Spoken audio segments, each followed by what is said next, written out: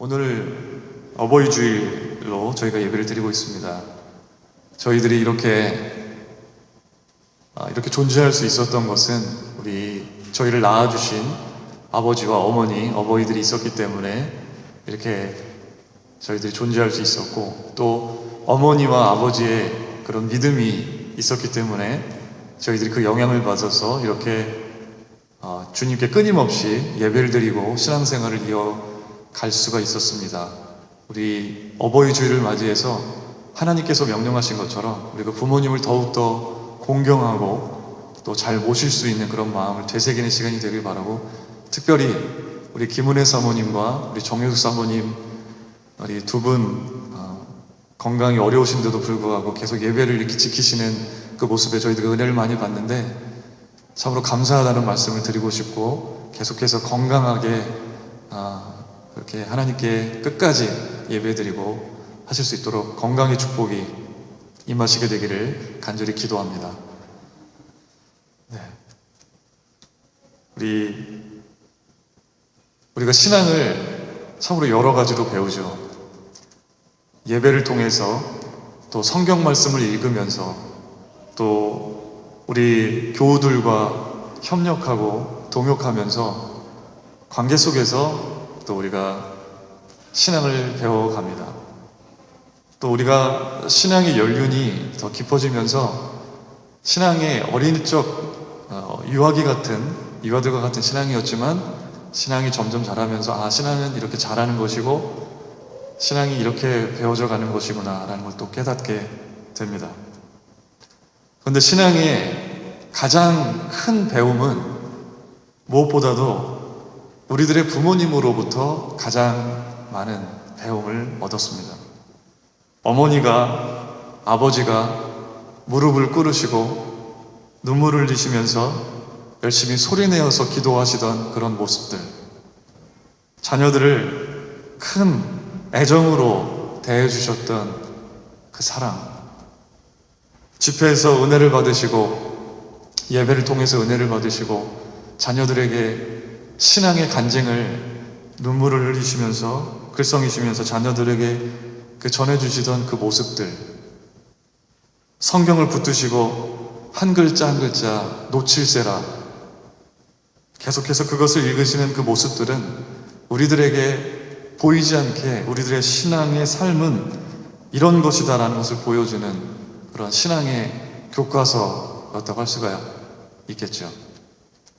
비록 돌아가셨어도 눈을 감으면 아련하게 하나님의 은혜에 감동받으셔서 주님의 뜻대로 순종하면서 살아가려고 그렇게 노력하셨던 그 모습들이 여전히 우리들에게 신앙에 가야 할 바를 보여주는 그런 귀중한 가르침으로 우리들에게 다가옵니다. 하나님의 정말 끝이 없는, 한이 없는 희생적인 자기 것을 아낌없이 내어주는 그 사랑을 우리가 크게 동감할 수 있었던 것도 부모님의 사랑 때문이었다고 할 수 있습니다. 한참 경제적으로 어려웠던 시절이 있었어요. 우리 지금 이 세대가 아니라 우리 정사모님, 우리 또 김은혜 사모님 세대, 보릿고개 한참 어려웠던 시절에 그런 시대를 살아가셨던 부모님들이 고기 반찬을 이렇게 사오시면은 자녀들에게 그렇게 다 먹이시고, 또 생선 같은 거 사오시면은 고기를 발라서 자녀들이 맛있게 먹을 수 있게 하시고, 나중에 부모님들이, 어머니들이 남은 거 그냥 자투리 그거를 반찬 삼아 드셨던 그것들이 부모님의 사랑이었잖아요. 자녀들에게 그 부은 헌신과 사랑에 대한 보답을 전혀 기대하지 않고 그저 자식들이 잘 되기만을 바라면서, 기도의 제목도 자신들의 인생이 잘 되는 것보다는 자녀들이 잘 되기를 원하는 마음으로 자녀들을 위한 기도 제목을 그렇게 열심히 기도 제목으로 기도하신 게 바로 부모님의 사랑이었습니다. 우리가 큰 잘못을 저질렀음에도 불구하고 부모님께서는 물론 혼을 내시기도 하시지만 끝내 용서하시고 그 용서하시는 그 사랑으로 인해서 우리가 그 부모님의 사랑으로 인해서 하나님의 사랑을 더욱더 크게 깨닫고 배울 수가 있었습니다. 하나님은 우리를 향하신 그 사랑을 알려주시기 위해서 부모님을 우리들에게 허락해 주셔도 과언이 아닐 만큼 부모님은 우리들에게 참으로 너무나 소중한 분들이십니다.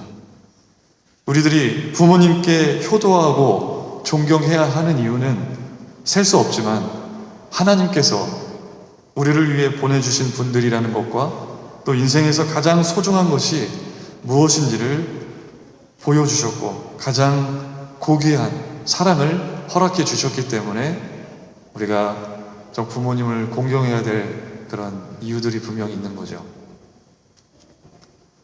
성경에서 비록 친부모와 또 친자녀 사이는 아니지만 시어머니와 또 며느리 간의 친밀하고 부모님에 대한 지극한 효심을 볼 수 있는 부분이 오늘 바로 룻기가 아닌가 합니다. 이 나오미, 그러니까 룻의 시어머니죠. 이 나오미는 며느리들에게 어떻게 부르냐면 내 딸들아 이렇게 부르거든요. 1장에서만 3번 내 딸들아 라고 부를 만큼 다정하게 며느리들을 생각을 했습니다. 나중에 1장 말고도 뒤에 가면 룻에게도 내 딸아 라고 부를 만큼 며느리들에 대한 애정은 아주 남달랐음을 우리가 이 호칭을 통해서 알 수가 있습니다. 며느리들도 그랬어요. 시어머니뿐만 아니라 며느리들도 남편에게 뿐만 아니라 시부모님을 잘 대접했어요. 그래서 이 1장 8절에 보면 나오미가 두 며느리에게 말하기를 이렇게 말하죠. 너희가 죽은 자들과 나를 선대한 것 같이 라는 표현이 있어요. 여기서 선대라는 표현은 구약 성경에서 아주 하나님의 속성으로 부여하는 헤세드라는 단어가 있거든요. 이 헤세드라는 단어를 사용했어요.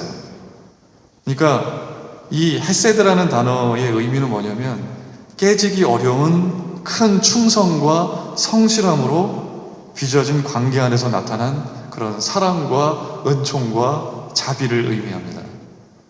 하나님께서 우리들에게 주시는 그런 자비, 사랑, 이걸 헤세드라고 표현할 수 있는데 그런 헤세드라는 단어를 사용해서 이 며느리들이 이 시어머니, 시부모님과 남편들을 그렇게 섬겼다고 하는 거죠. 민족은 달랐지만 시부모님에 대한 이런 부모님에 대한 애정은 남달랐고 또 룻의 지극한 효심으로 인해서 나오미가 남편 엘리멜렉이 죽었음에도 불구하고 또 자녀들이 다 죽었음에도 불구하고 이 나오미의 가문을 통해서 이스라엘의 가장 위대한 왕이었던 다윗 왕의 조상이 되는 그런 영광을 누렸어요. 또 그뿐만 아니라 이 나오미 가문의 메시아이신 예수님의 계보의 기록이 되는 영광을 누리게 된 거죠.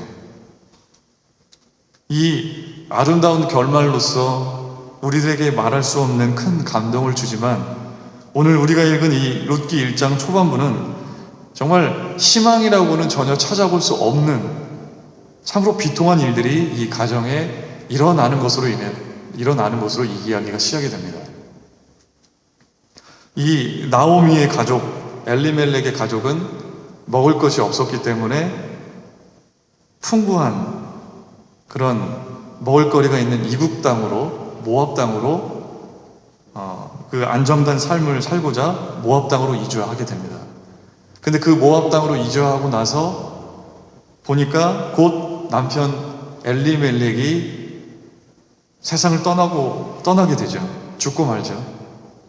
남편에 대한 슬픔이 가시기도 전에 또 자신의 아들이었던 말론과 기련이 또 일찍 세상을 떠나게 됩니다.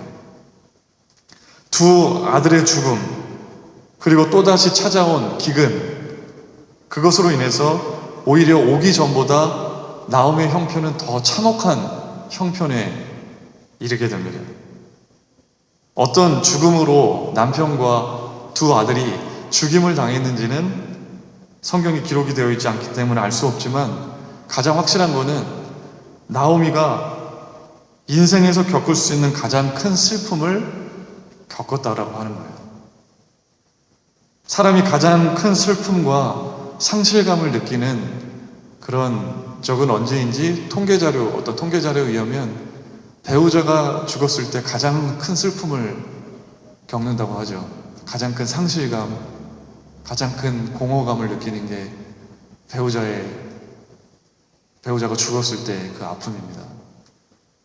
그것이 채 사라지기도 전에 자신이 낳았던 그 두 아들, 저희 가정과 비슷한 상황이었겠죠? 유아 유민이, 그치? 이 두 아들이 하나들도 아니고 두 아들이 다 죽은 거예요. 얼마나 슬펐겠습니까? 부모님이 돌아가시면 무덤에 묻지만 자녀들이 죽으면 가슴에 묻는다고 하죠. 이 자녀를 잃은 부모의 심정은 정말 평생 이것을 짐으로 마음에 정말 큰 슬픔으로 안고 살아갈 수밖에 없는 그게 부모님의 심정인데 나오미가 남편도 잃고 이 두 아들도 잃으면서 큰 비통함, 말할 수 없는 슬픔에 처하게 된 것입니다. 당시에는 정말로 지난번에도 말씀을 드렸지만 출산율이 많아도 출산을 많이 해도 유아에 대한 사망률이 높았던 시기였기 때문에 자녀들을 또 많이 낳았던 측면도 있었을 거예요. 자손이 계속 이어지는 것이 그 어느 때보다도 중요하던 시기에 더 이상 후대를 이을 수 없는 그런 어떤 소망도 사라지게 된 게 나오미의 현실이었죠. 더 이상 이 우로는 내 자손이 나올 수가 없구나. 한 사람의 아내였는데 이제는 과부 신세가 되었고, 두 아이의 어머니였는데 이제 자식 없는 어미로 살아가야 되고, 자신이 가질 수 있었던 그런 모든 정체성을 잃어버리게 된 게 바로 나오미였어요. 당시는 남성 위주의 사회였거든요. 남성 위주의 문화와 사회였기 때문에 남성이 제공해 줄 수 있는 것들이 되게 많았어요. 남성이 제공해 주는 그런 안정감, 울타리, 경제적인 그런 것들도 남성을 통해서 창출이 되는데 그런 남성이 제공할 수 있었던 안정적인 울타리를 더 이상은 이제 제공받을 수 없게 된 거예요, 나오미는. 자녀들도 다 죽었기 때문에. 당시 고대 근동 지역에서 그래서 과부들은 사회의 그런 모든 지위를 모조리 잃어버렸어요. 현대 사회에 우리가 지금 무숙자들 말하잖아요. 지금 우리 뉴욕에서도 우리가 많이 볼 수 있는데 과부들이 그러한 처지에 놓이게 됐다라고 볼 수 있는 거죠. 그래서 구약 성경에 보면 하나님께서 율법을 통해서 또 선지자들을 통해서 하셨던 말씀 중에 너희들이 나그네와 과부와 고아들에게 긍휼을 베풀라고 하나님 말씀이 계속해서 기록되어 있는 걸 우리가 보게 되거든요. 그렇게 기록되었다라는 것은 이 과부들의 이 처지가 얼마나 열악했는지를 우리가 짐작해 볼 수가 있는 거죠. 나오미는 많은 자손을 거느리게 되면서 얻게 되는 노년의 그런 축복도 더 이상 바랄 수가 없게 되었고, 또 자신이 고국에서 이런 일들을 당했다면 그 고국에 있는 자신의 동포들을 통해서 위로를 받고 또 이 슬픔을 달랠 수가 있을 수도 있었는데, 이방 땅에서 홀로 나그네가 된 나오미는 얼마나 이 어려움을 슬픔을 홀로 견뎌야 하는 그러한 어려운 처지에 있었다고 하는 것입니다. 그래서 나오미가 20절에 보면 나중에 고향으로 돌아갔을 때 자신을 알아보고 자신의 이름을 나오미라고 불러주는 그런 사람들에게 나를 나옴이라고 부르지 말고 나를 마라라 부르라. 이렇게 얘기를 하거든요. 나옴이란 이름의 뜻은 희락, 기쁨이란 뜻이에요. 근데 이제는 마라, 고통, 괴로움을 의미하는 마라라고 부르라고 나오미가 사람들에게 얘기했던 것은 얼마나 나오미의 인생이 쓴 물처럼 변하게 되었는지를 우리가 그렇게 짐작해 볼 수가 있습니다. 목숨이라도 연명하기 위해서 유다 땅으로 돌아가던 길에 나오미는 이제 두 자부에게, 며느리에게 각각 고향으로 돌아가로 이제 제안을 하게 되는 거죠. 더 이상 같이 있어봤자 이 두 며느리의 인생에 좋은 일이 일어날 수 없다라는 그러한 것 때문에 이 두 며느리만이라도 살 길을 살아갈 수 있도록 제공하기 위해서 이런 제안을 했겠죠. 지금까지 며느리들이 남편과 또 시부모님들을 잘 모시고 선대했던 것처럼 하나님께서 너희들에게도 하나님께서 선대하시기를 원하면서 너희들의 인생이 정말 새로운 남편을 얻어서 새로운 가정을 꾸려서 더 행복하게 살아갈 수 있도록 너희들이 돌아갔으면 좋겠다. 이런 제안을 나오미가 하고 있는 거예요. 얼마나 서글픈 그런 제안입니까?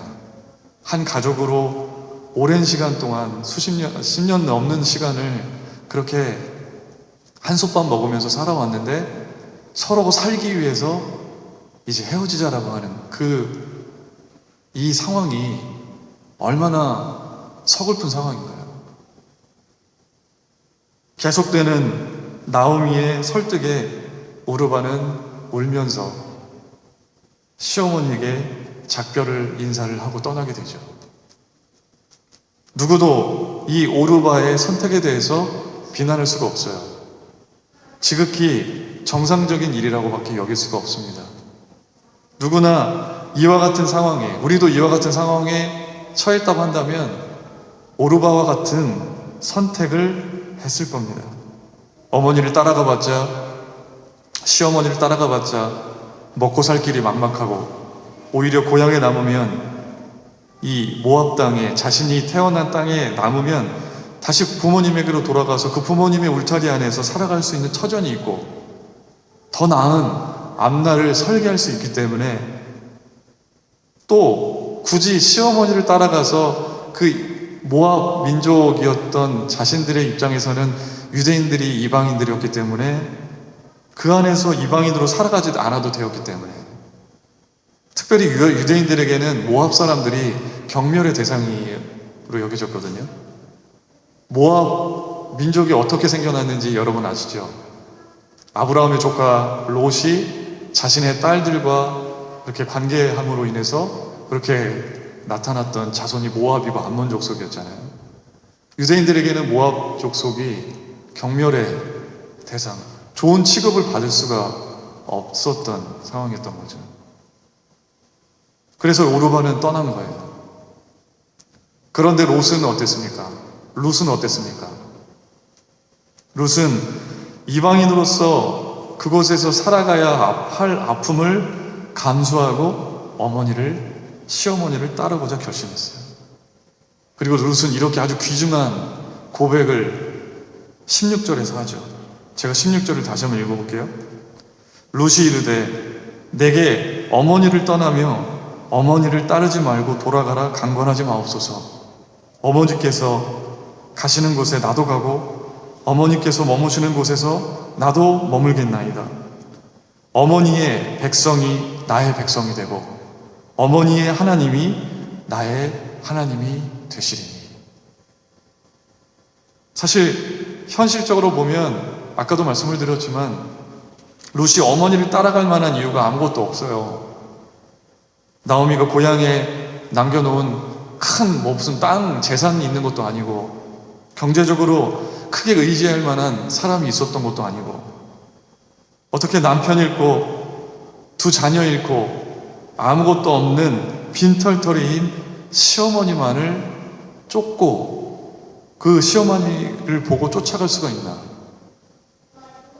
요즘 같은 세상에 시어머니를 모시고 사는 것 자체를 싫어하는 사람들이 많잖아요. 세상에 아무것도 없는 시어머니를, 그것도 아무것도 없는 빌턴터리의 시어머니를 이렇게 모시겠다고 하는 사람은 없을 거예요. 룻이 나오미를 쫓겠다고, 시어머니를 쫓겠다고 했던 이유는 단지 부모님에 대한 효심에만 있지 않았어요. 물론 효심도 있었겠죠. 룻은 이렇게 고백을 하고 있는 거죠. 어머니의 백성이 나의 백성이 되고 어머니의 하나님이 나의 하나님입니다. 근데 룻은 시어머니가 그렇게 제대로 풀리지 않는 삶을 살아가는 것을 보면서 어떻게 이런 고백을 하게 됐을까? 남편도 죽고 아들 둘도 젊은 나이에 죽었던 것을 함께 보았던, 뭐 하나 물질적인 복도 받지 못해서 이제 빈털터리로 고향으로 돌아가고 있는 것을 본 그 모습을 보면서도 룻에게 이런 하나님에 대한 고백이 어떻게 있을 수 있었을까? 잘 되게 하시는 복을, 그런 하나님이 주시는 복을 받는 모습을 보면서 나오미가 그 시어머니 모습을 보면서 이렇게 고백했다고 하면 이해가 되지만, 시어머니가 아무것도 되는 게 없는 것 같은데 어떻게 시어머니의 하나님이 자신의 하나님이 된다라는 고백을 할 수 있었을까요?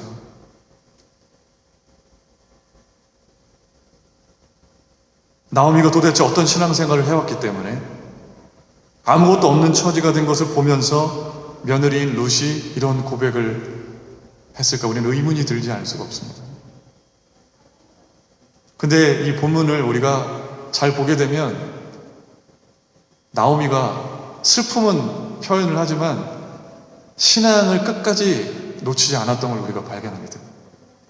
남편을 여의고도 두 아들을 잃고도 신앙의 중심, 신앙의 틀을 벗어버리지 않았어요.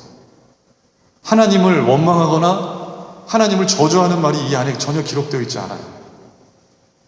나오미가 슬퍼했지만 나오미가 꿋꿋하게 신앙을 가지고 살아가는 그 태도, 며느리들을 끝까지 너희들이 이렇게 됐지만 너희들이 우리들을 잘 선대해 준 것처럼 하나님이 너희들을 선대해 주시기를 원한다라고 하는 며느리에 대한 그러한 태도들, 대하는 태도들이 슬픈 일을 당했어도 변하지 않고 쭉 이어지는 것을 본 거죠.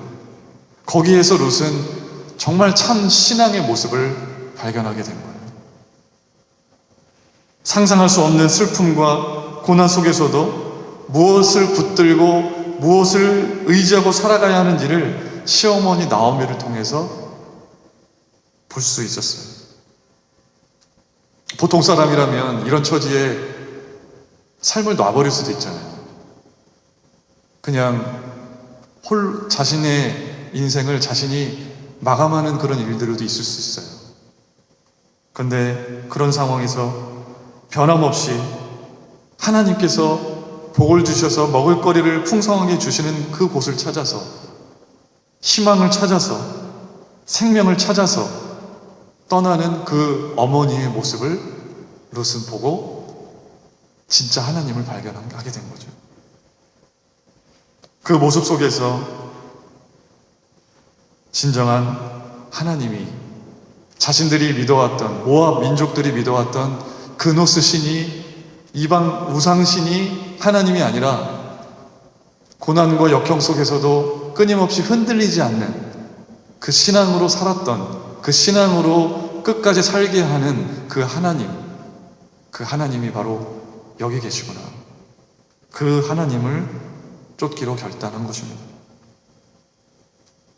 그래서 가장 어려운 시점에 누구나 떠날 수밖에 없는 상황에서 홀로 남겨진 시어머니와 함께 동행하는 것을 선택하게 된 거예요. 그래서 16절은 룻의 신앙 고백인 거예요. 나는 하나님의 백성입니다. 이스라엘의 하나님이 내 하나님이십니다. 나는 비록 모압 민족이고 이방 민족이지만 이스라엘의 하나님이 내 하나님이십니다. 하나님의 백성으로 맺어주신 그 어머니를 제가 결코 떠날 수가 없습니다라고 하는 신앙 고백인 거죠. 하나님에 대한 분명한 신앙이 있을 때 이해관계를 넘어서는 결정을 할 수가 있고 바른 관계를 유지할 수가 있는 것입니다.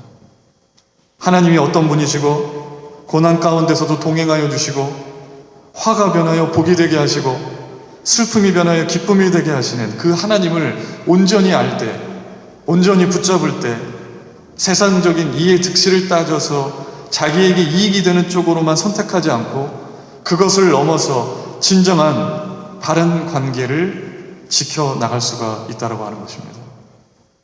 그래서 가족이 건강하고 부모와 자식 간에 화목하고 며느리와 시어머니가 친밀하고 바른 관계에 있을 수 있는 것은 우리에게 하나님에 대한 온전한 신앙이 있을 때, 굳건한 믿음이 있을 때 가능할 수 있다고 하는 것입니다.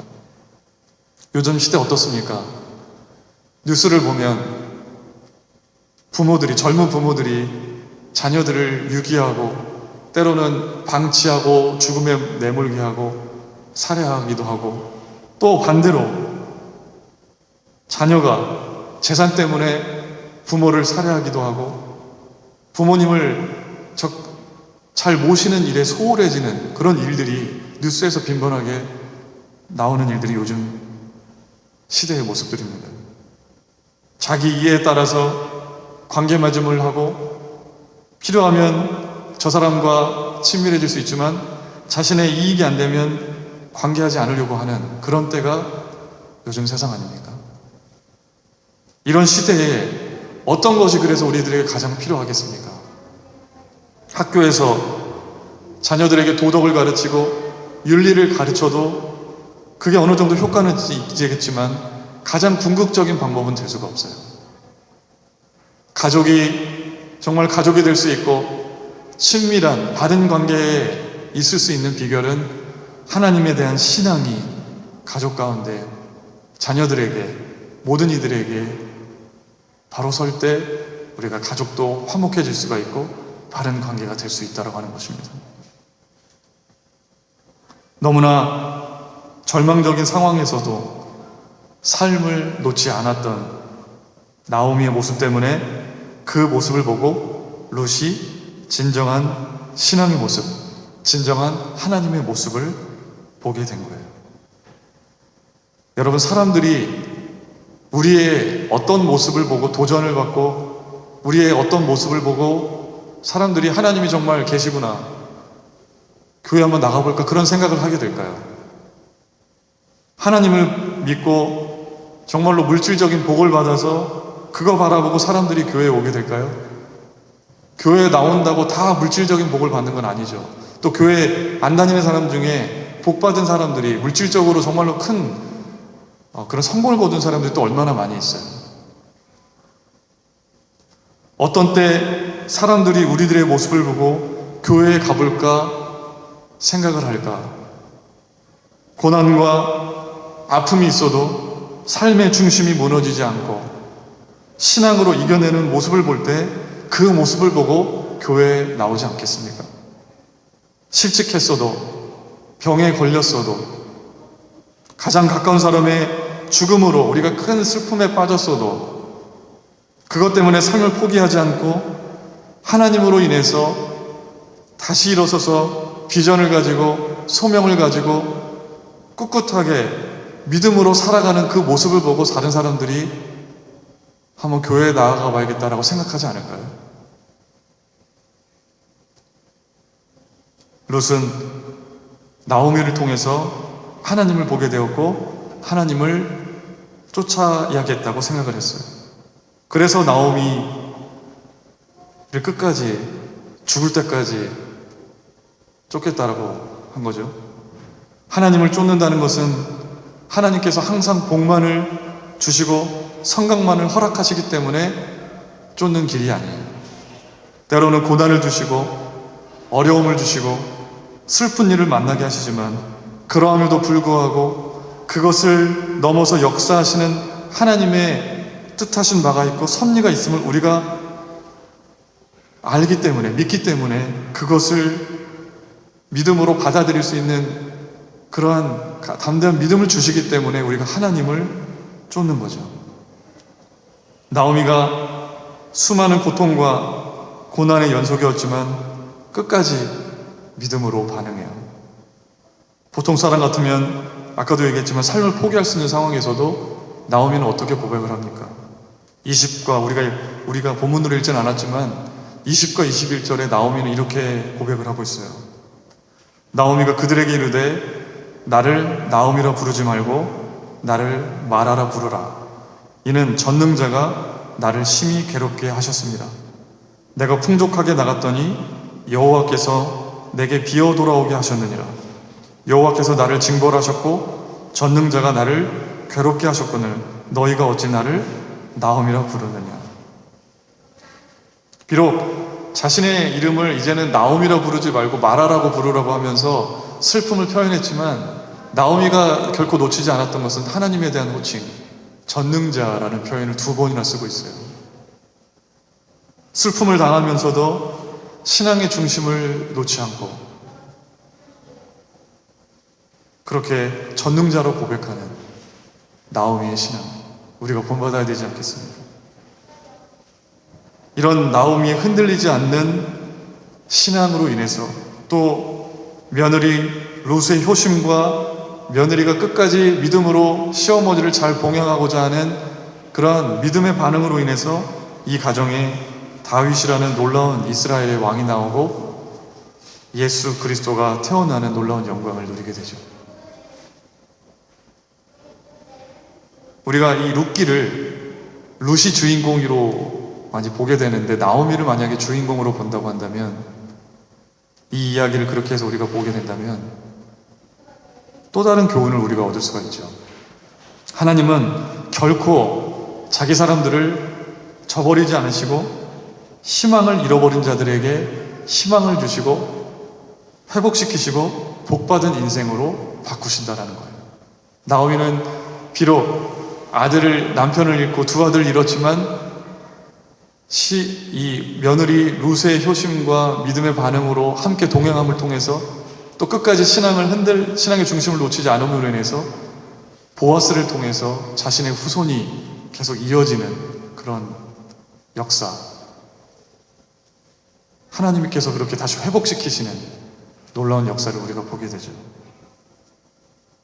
룻기를 보면 하나님이 인도하시는 그런 모습들이 꿈이나 환상이나 어떤 천사의 방문이나 하늘로부터 하나님께서 어떤 목소리를 들려주시거나 하는 그런 일들이 일체 나타나지 않아요. 다른 성경을 보면 출애굽기에서 우리가 보셔도 아시겠지만 모세에게 하나님이 음성을 들려주시거나 기드온에게 여호와의 사자를 보내주시거나 그러한 초월적인 그러한 하나님께서 개입하시는 장면들이 곳곳에 배어있지만 룻기에는 그런 모습이 단 한 차례도 나오지 않아요. 하나님이 직접적으로 개입하시는 모습이 나타나지 않습니다. 그러나 이야기가 계속 전개되면서 나타나는 여러 가지 사건과 일상적인 행동과 행위, 그 배후에서 역사하시는 하나님의 모습을 우리가 짐작하게 되고 확신할 수 있게 된다는 것이죠. 룻이 우연히 보아스의 밭에서 이삭을 죽게 된 거 단지 우연이었을까? 나오미가 룻이 보아스에게 들어갈 것을 말한 이런 위험한 계획, 어떻게 보면 우연함과 인간의 계획 같은 것처럼 보이지만 그 배후에서 하나님께서 인도하시고 보호하시는 하나님의 간섭하심이 분명히 이 안에 들어가 있다는 것을 우리가 확신할 수 있다고 하는 것입니다. 사랑하는 우리 소명교회 성도 여러분, 우리에게 필요한 것은 룻과 같은 믿음입니다. 고향과 자신의 친족, 자신의 모든 것을 포기해서까지 지키려고 하는 하나님에 대한 신앙이 있을 때 우리는 정말로 하나님께서 베푸시고 하나님께서 회복시키시는 하나님의 놀라운 손길을 경험하게 될 것입니다. 우리에게는 또한 나오미와 같은 신앙이 필요합니다. 슬픔을 당해도 끝까지 하나님을 붙잡는 그러한 신앙입니다. 우리에게 확실하게 보이지 않지만, 분명하게 나타나지 않지만 은밀히 역사하시는 그 하나님의 손길을 여러분 모두가 여러분의 삶 속에서 깨닫게 되시기를 간절히 축원합니다. 그분의 살아계심과 그분의 인도하심을 그래서 절대적으로 신뢰하게 되는 저와 여러분 모두의 삶이 되기를 주님의 이름으로 간절히 축원합니다. 함께 기도하시겠습니다. 사랑의 하나님, 감사합니다. 오늘 이렇게 룻의 아주 고귀한 신앙 고백을 통해서 정말로 나오미 시어머니의 처절한, 정말로 절망적인 상황 속에서도 끝까지 신앙의 중심을 놓지 않았던 그 나오미의 시어머니의 모습 속에서 하나님을 발견하고 고귀하게 신앙 고백을 했던 이 룻의 고백이 우리들의 신앙의 고백이 되기를 간절히 소원합니다. 정말로 어머니의 백성이 나의 백성이요 어머니 하나님이 나의 하나님이라고 하는 그 고귀한 고백이 우리의 부모님과의 관계 안에서, 또 우리들의 자녀 안에서, 자녀와의 관계 안에서, 우리들이 함께 관계 맺음을 하고 있는 모든 가족들과 모든 이웃들과의 관계 안에서 이러한 고백이 흘러 넘치게 되기를 간절히 소원합니다. 하나님, 그 어느 곳에 가서서도 하나님, 이 당신의 하나님이 나의 하나님이요 당신의 백성이 나의 하나님이라고 하는 분명한 믿음의 고백을 하게 하여 주시고, 우리가 세상 사람들에게 우리에게 비록 고난이 찾아올지언정, 슬픔이 찾아올지언정 꿋꿋하게 하나님 신앙을 놓치지 않고 붙잡고 이겨나가는 소망을 붙드는 그 모습을 통해서 많은 이들에게 하나님의 살아계심을 전할 수 있는 삶의 메신저가 되도록 주님 인도하여 주시옵소서. 예수님의 이름으로 기도드립니다. 아멘.